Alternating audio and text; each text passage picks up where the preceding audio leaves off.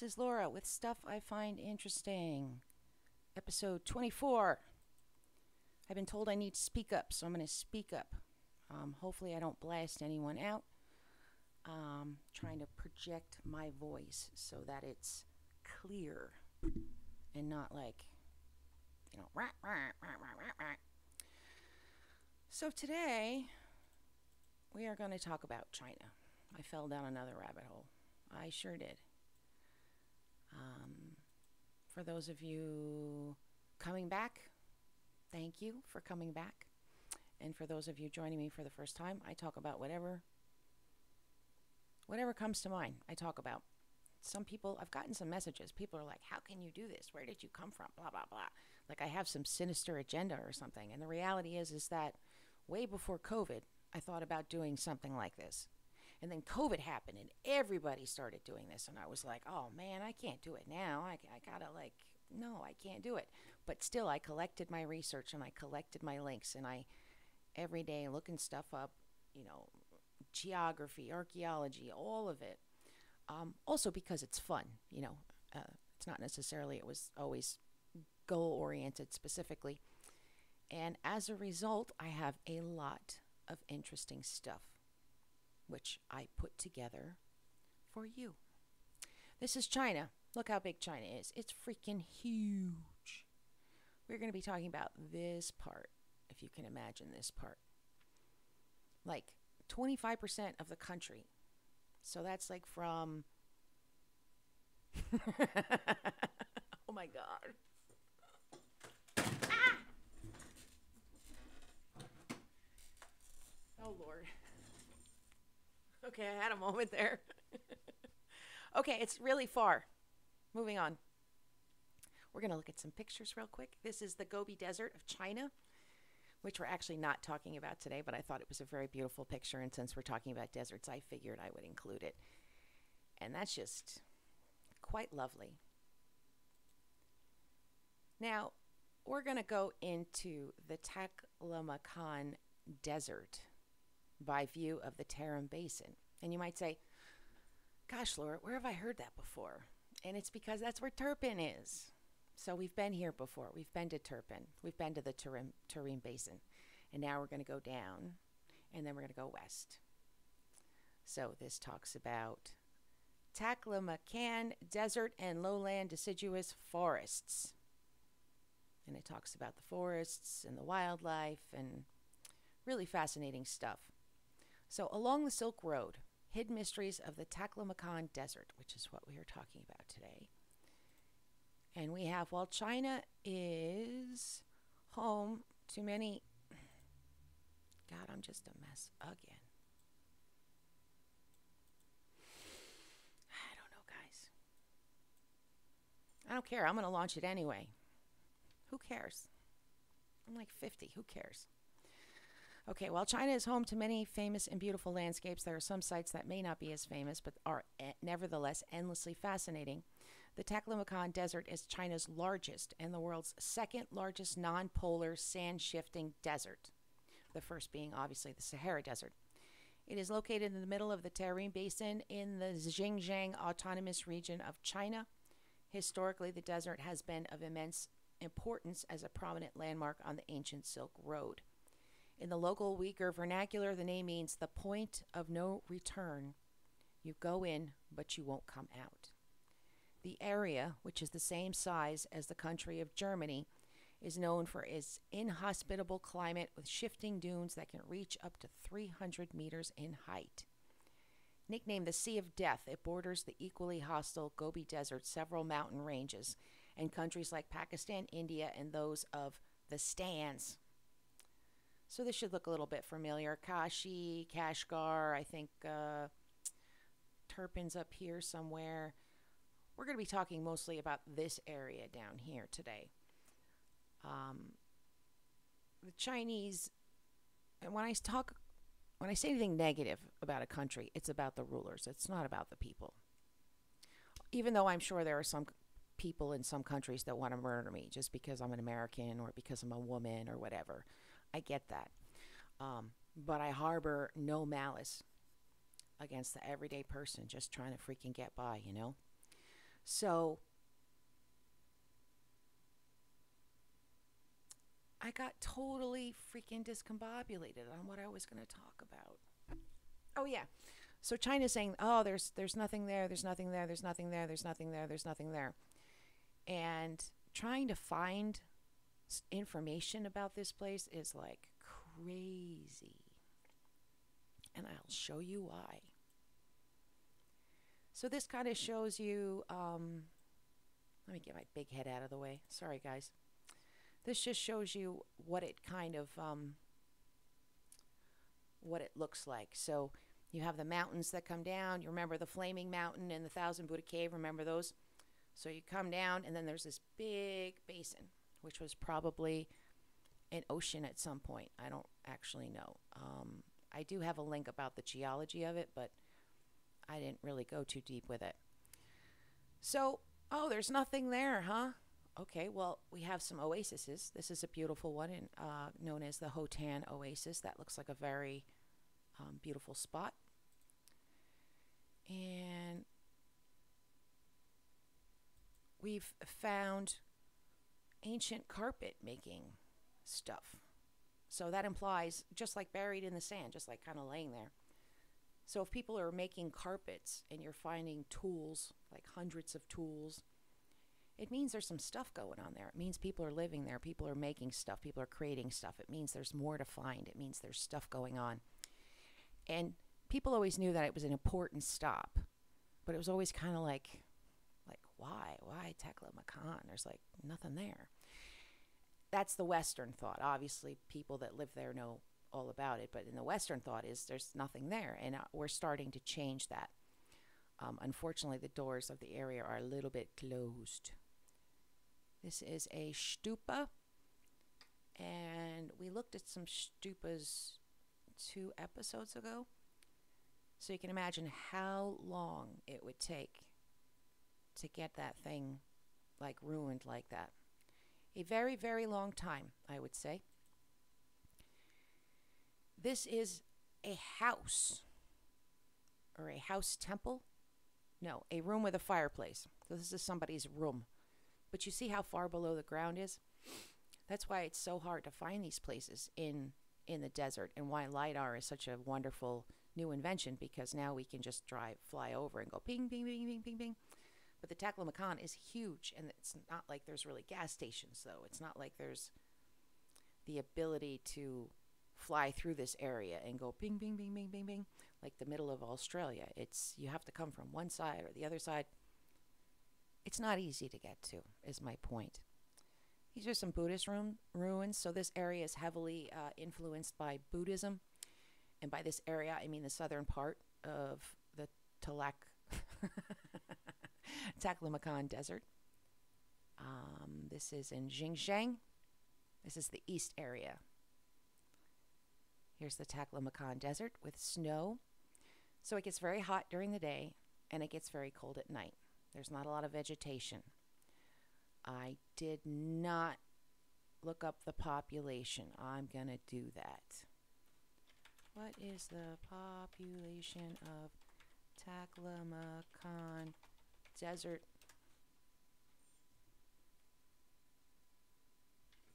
55,000 people. That's not a lot of people. It is said that Buddha visited Khotan, which is in that area. It's considered an important place. So in the texts, this area is of prime importance because the Buddha traveled through there. Apparently the texts are a little obscure, but Khotan was the most important kingdom on the Southern Silk Route, situated between the Taklamakan Desert and the Kunlun mountain range. 2 rivers coming down from the mountains brought the water that allowed cultivation of the land, also bringing down jade, the stone prized by the Chinese and the source of much of Khotan's wealth. Khotan was thus ideally placed to take advantage of east-west trade, becoming in the process open to influences from a variety of cultures. Indigenous legends of Khotan's early history emphasize both the country's cultural plurality and its allegiance to Buddhism. I was doing so well. So it goes on. It tells about the legend, and there's some paintings that represent this momentous occasion. So just to show you again how big it is, this is the Taklamakan right here. The Gobi would be up here. Then you have Mongolia, the stands, India. I always have to look at it at a map every time I do anything and resituate myself. And that's actually the same for my local neighborhood. If I have to go anywhere, I'm just terrible. It's amazing. I passed the compass course in the Marine Corps. They hand you a compass and they drop you in the middle of the woods and you got to find your way out. I found my way out. I was like the first person out, but it's like I've never been able to duplicate that. Here are some pictures of just one specific part of Taklamakan. This is the cemetery. It's a very famous Buddhist cemetery. And this is the one that R.L. Stein visited and took pictures of. And we'll look at some pictures that he took and you'll recognize them because I've shown them to you before. You'll be like, oh yeah, that guy. This is what goes into the geology of the Taklamakan Desert and how it was formed and when it came into existence. Apparently there's some disagreement as to the age of the basin. Some people put it like really earlier than the other side. Like there's a big difference between the two. Determining when and how the desert formed holds the key to better understand the nature of tectonic climatic linkage in this critical region.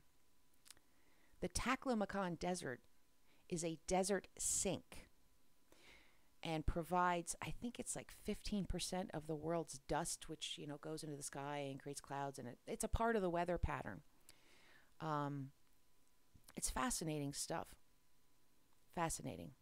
I tried to read it, but I wasn't awake enough, so I'll let you guys check it out. Let's look up some news about this area. China's Area 51, Taklamakan Desert. Finding meteorites, Taklamakan Desert. Construction of a highway, look at that, the Taklamakan Desert. They're mining for asbestos on a very, very large scale, it looks like. I wonder if those are the tailings and if it was flat before. If so, that's kind of frightening. And lastly, huge hidden ocean discovered under Chinese basin. The amount of salt water hidden beneath the Tarim Basin could equal 10 times the amount of water found on all 5 of the Great Lakes in the United States. Massive. Massive, massive, massive. Been just building up for millions and millions and millions of years. The professor who was interviewed even said, this is a terrifying amount of water. Never before have people dared to imagine so much water under the sand. Our definition of desert may have to change. The basin also has, get ready to be surprised, oil reserves. Oil. There's oil. Oil, oil, oil, oil, oil. Yes. You know what I mean. So that's kind of interesting, right? Because that means that the reason for all the construction is probably to get to that oil and to figure out how to use that water for irrigation. I'm totally guessing, though. I'm not really sure. Okay, so I wanted to show you. This is someone's personal online diary. I'm shameless. From 2009. But I wanted to read one part to you. It says, November 19th, 2009. Remember the Uyghur uprising in northwest China? One reason, the old town in Kashgar is being leveled. Kashgar has been an important Silk Road city for at least 2,000 years, thanks to its location at an oasis at the western end of the Taklamakan Desert, where the northern and southern routes around this incredibly harsh desert meet. So he's talking about Kashgar just getting like leveled. This is in the general area. I think it's on the northern, the northern part. Crazy picture though. See the horses down there, and there's like a little dude. That thing is huge. It looks more decorative than practical, but I'm not sure. So this guy goes into it a little bit more. This is Kashgar. And it says, Kashgar Old City in Xinjiang is well preserved. Well, it's well preserved because they knocked half of it down, They kicked all the residents out, and they moved people in that were faithful to that are faithful to the CCP and to whatever it is they're putting out. They're saying, this is what you have to do, and people are following that. And the people that follow that are living in Kashgar. Tourists come here, so they do things like, they do things the old way that would have been done, 2,000 years ago. Making bread. I don't know. All the things that people do. It's the same stuff we do. It's just different technology, or lack thereof, rather. So that's a little sad. Now this is kind of funny. No, this isn't kind of funny. This isn't the funny one. So this was part of the Silk Road, and there's a whole ass city under that sand. I mean, like a city. The city is old. It was even mentioned in the Book of Han, a book about the history of China covering hundreds of years, from 206 BCE to 23 CE. Today, the ruins of Naya are a tourist destination and an archaeological site. Following archaeological finds, the history of Naya has much to offer, for the story about this place is shrouded in mystery. There's a fragment of a tapestry. According to historians, the denizens of Naya left their city at extremely short notice. Some scholars believe that they left so fast that they even left their dogs tied up in front of their dwellings. What led to this sudden desertion is still a mystery today. As years passed, the city was slowly reclaimed by the desert. It remained hidden for many years until one day it was rediscovered by Sir Mark Aurel Stein in 1901. Stein came to this area on purpose, for he had followed the writings of Zhu Zhang, a Buddhist monk of Chinese origin who lived sometime during the 7th century. His idea was to look for a lost city that he had read about in the ancient writings. And once there, he found a number of artifacts that told him that this was the place he was looking for. And it's spread across 25 kilometers. Like, that is so big. Yeah, I'd say it was an important part of the Silk Road. So there's more stuff about the excavation. You can read about it. Now, the notion that the Naya civilization, that these peoples were primitive, is kind of ruined by the types of artifacts that we find there, which are delicate and well crafted. So these are artisans. These are people that are creating to create. These are people that are making things beautiful. They're beautifying their area themselves, which shows a higher, more sophisticated level of culture. Now, this crazy guy, Rob Lilwall, walked across the desert when did he do that? I don't know. But he went through the desert. And this crazy guy, this is about Patagonia, but he also went through the Taklamakan desert, which is considered very dangerous because there's a lot of patches where there's just nothing. It's just nothing, nothing, nothing. This is the Subashi Temple. It's a ruined Buddhist temple. The thing I want to point out is these are some of the things that came out of the temple. And you can see they're beautiful.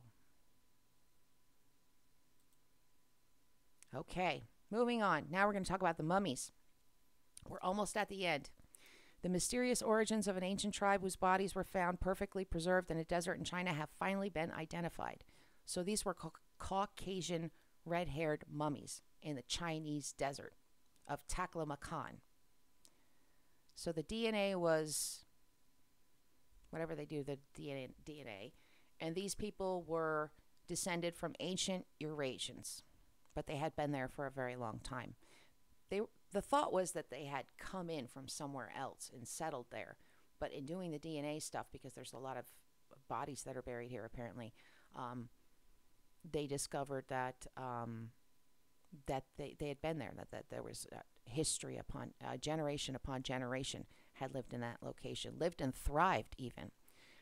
This article says hundreds of bodies buried in a grave with goods and in a ritual type format is going to provide so much information about that culture. It's amazing stuff. DNA reveals surprise ancestry of mysterious Chinese mummies. So you can read a little bit more about the Chinese mummies. Sand-buried ruins of Khotan, personal narrative of a journey of archaeological and geographical exploration in Chinese Turkestan. He also did the one through the Taklamakan Desert. But look at this price. That's why I saved it. $1,250. Like, why is it so much? Maybe there's hidden information in it, guys. So this is a book by Orlstein, so you can check out some of the work that he did. And these are the illustrations, which are really, really kind of the best part. So if we go down, we can see interior of ruined town looking northeast. See, you can't even tell there's a town there. There was a town there? Like, I don't see a town. Like, where's the town? I don't know. There's no town. Ruined stupa and mound of Mori Tim. Oh, that's so beautiful. That's beautiful. I didn't notice that one before. This is a video that you can watch that talks about a Tayugu ancient village in the Taklamakan Desert. It's only 2 minutes long. You can kind of see what the buildings look like, how the people are living. And this is very exciting. These are the collection highlights of the Orlstein oh my God. Expedition. I'm sorry, guys. It's been a really bad week. It really has. All right, I'm just showing you some of this stuff. Not that, apparently. So you can see by these items that these were artistic people. You know what's happening is I've put my computer through way too much today. I've demanded, and it's getting hot, and it's starting to, like, I guess I'm not playing video games after this. I gotta let it cool down. Okay, enough of that. So actually, we've come to the end of talking about China. So what we're gonna do is oh,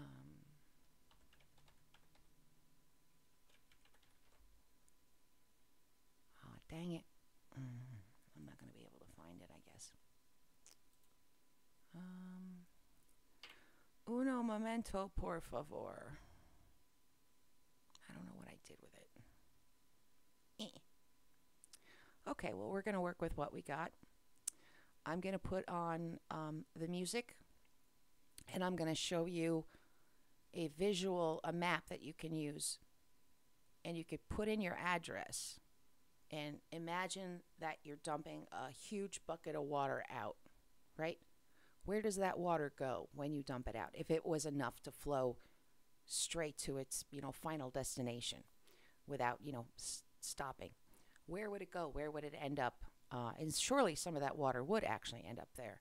So, and this, the reason why I thought about this website when I saw it, and the reason why it's so powerful, is because of Ohio, right? You can see where the toxins are gonna go. So let's pick on Ohio. But first, this is by Sam Lerner, and Sam Lerner did this project. This is what he did. This is amazing. This is an amazing project. So let me put on the music.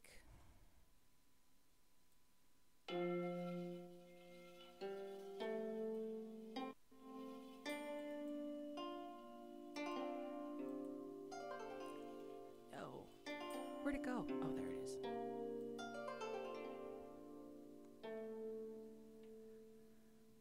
The blue line.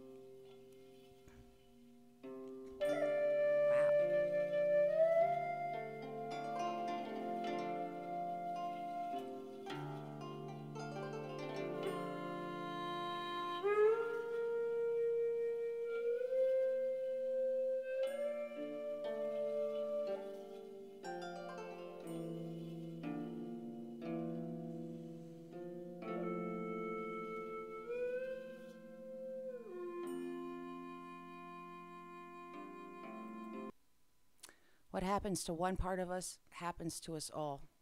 We are all part of a bigger picture, a bigger whole. WHOLE. um, we have to hold the people that are ruining our planet accountable. We just have to. We have to start getting more aggressive. And by aggressive, I don't mean violent. I just mean no more Mr. Nice Guy, I guess. So that's it for today. I'll let you look at this to watch it. But as you can see, it goes a really long way. And this goes all the way to the ocean. And you can zoom in on your neighborhood and you can see where your water goes. And incidentally, the death cloud from Ohio is apparently in my county. It's in the paper. People are finding like a residue on their cars. There's a sweet smell in the air. I wouldn't know. On the weekends, I basically turn into a hermit, so I don't really go outside. All right, with that, guys, thank you for watching, and I'll see you again next time. Bye.